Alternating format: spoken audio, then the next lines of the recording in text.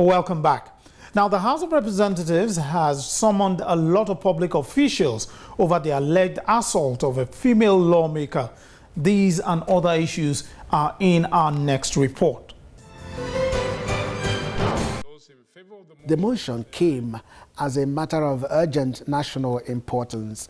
A motion alleging a constitutional breach by the Minister of the Federal Capital Territory, Mohammed Bello. The Act authorizes the FCT to establish an inland revenue services to collect all forms of taxes and levies for the FCT.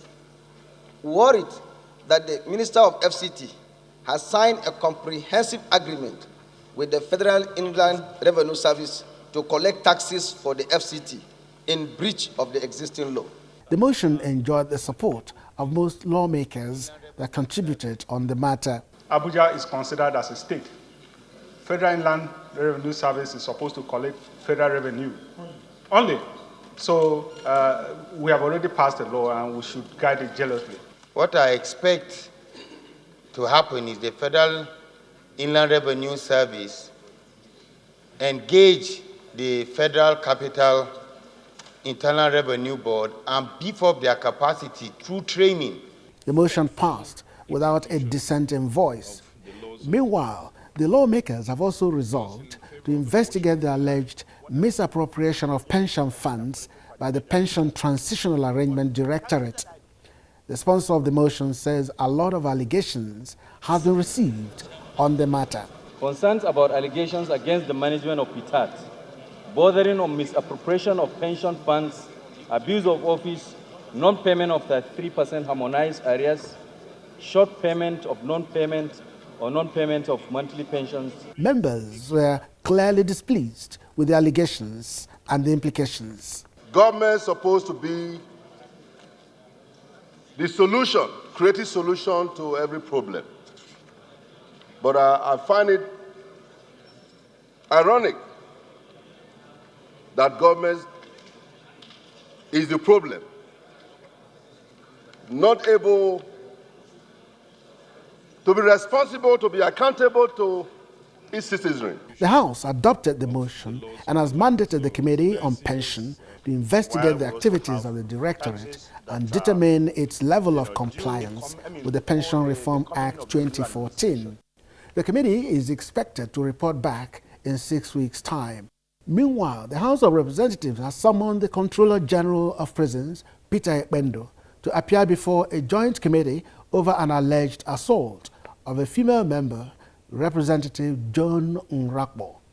Moving a motion of privilege on the matter, the minority leader of the House, Leo OGOR, said the alleged assault is not only embarrassing to the National Assembly, but also a breach of the House rules. The House unanimously approved the motion, and the CG is to appear and explain why security operatives and aides attached to his convoy allegedly battered and assaulted the female federal lawmaker under his watch. Mr. Speaker, my colleagues, I find myself bringing a very, very embarrassing situation, a case that happened yesterday, very embarrassing situation that happened yesterday. Clearly, yesterday, a member of this Green Chamber was leaving this chamber, going out within the presence of the National Assembly, while the convoy of the Controller General of Prison was on the other side. As she tries to drive off because she was going for a service, the Controller General was sitting in his car, and as soon as he passed, they blocked her, came out of the car and started battering the car. She opened the door of the car. As soon as she wound down the door or the glass, one of the security officers of the Controller General of Prison immediately slapped her on the face. A lady, Mr. Speaker. Please let me land and I will explain further. We have on this floor continuously preached against women battering, the barbaric and unacceptable attitude of some level of unacceptable assaults. And here, a Controller General of Prisons will sit in his car observing where a Nigerian being battered, and she sits in the comfort of his car and he is watching. I consider, not just because she's a honorable member, Mr. Speaker, but I consider the action very, very unacceptable, quite archaic, very, very embarrassing to even the institution of the prisons.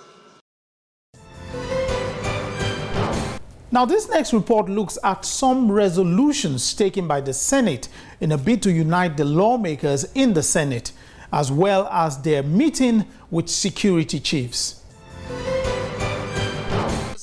On Wednesday, the Senate resumed in plenary for legislative work, but the point of order was raised before any matter could be considered. I have gotten a lot of phone calls from my constituents on some of the issues that have been perceived wrongly by the public in this Senate. And I believe strongly that as statesmen and leaders in this country today, we represent the political class. And we cannot shy away from things that must be discussed by leaders. I would therefore want to ask, having seen the other paper today, I've also seen one of the items, report of the Committee on Ethics. I would like the Senate to crave your indulgence to go into a closed section to discuss some of the things that have been happening in this Senate. Well, distinguished colleagues, if you don't have any objection to this, we can go quickly into the closed session. This is democracy in action, so that we can return quickly to a plenary. The Senate immediately went into a closed-door meeting. About 3 hours later, the Deputy Senate President, who was presiding, announced some of the resolutions reached. The Senate, in a closed-door session, discussed a number of issues affecting the smooth working of the Senate. And I'm happy to announce to our colleagues and the entire nation that after exhaustive deliberations and being sincere to ourselves, we've decided to put behind us all things that have divided us since the inception of the 8th Senate and work as a united Senate in the best interest of our country. We also agreed in a closed session to suspend the discussion of the Committee on Ethics report on Senator Marafa. We agreed to suspend further deliberation on the amendment of the Code of Conduct Bureau and Tribunals Act and the Criminal Administration of Justice Act, the amendment thereto.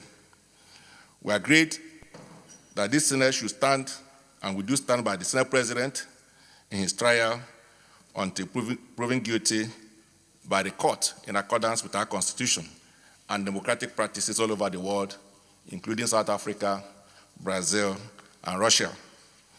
We also agreed to set up, and we hereby set up a committee, 2 from each geopolitical zone, to address all remaining issues.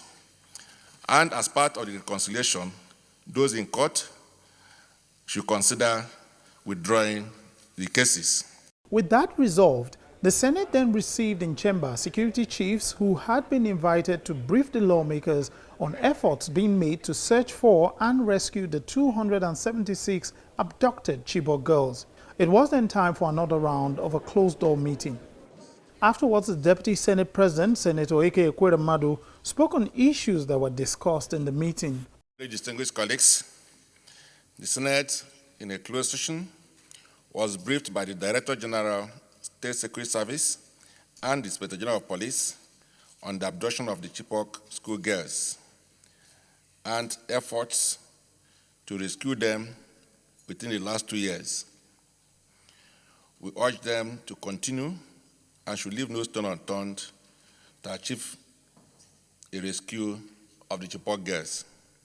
Thereafter, they answered questions bordering on other topical national security issues from very distinguished senators.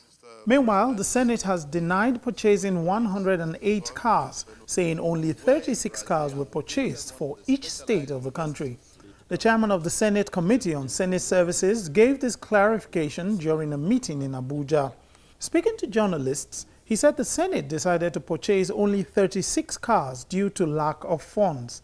He added that senators did not take car loans and the money for the procurement of the cars had been appropriated in the 2015 budget. First, I would like to say that the issue that we bought 108 cars is totally wrong, is not correct, but we bought 36 cars. And these 36 cars, because each member, each senator in each state is either a chairman or a vice chairman, and we gave one car to each state to share among themselves as a utility car. So we don't have money to buy the 108 cars. And on the issue of buying cars without appropriation, no, this is totally wrong, because this has been appropriated in the 2015 budget. 2015 budget. So we use what we had in the 2015 to buy the 36 cars so that it can go around to each state. Then the issue of the cost of the car. The cost of the car, in fact, the showroom price of the car, the cost of the car is 36.5 million. And we are surprised. The car we bought is V8, Land Cruiser VXR V8, not V6. And for people to understand. And therefore, minimum showroom price is about 31 million. Minimum. And then when you put 10% VAT and tax, then that will arrive at 36.5 million.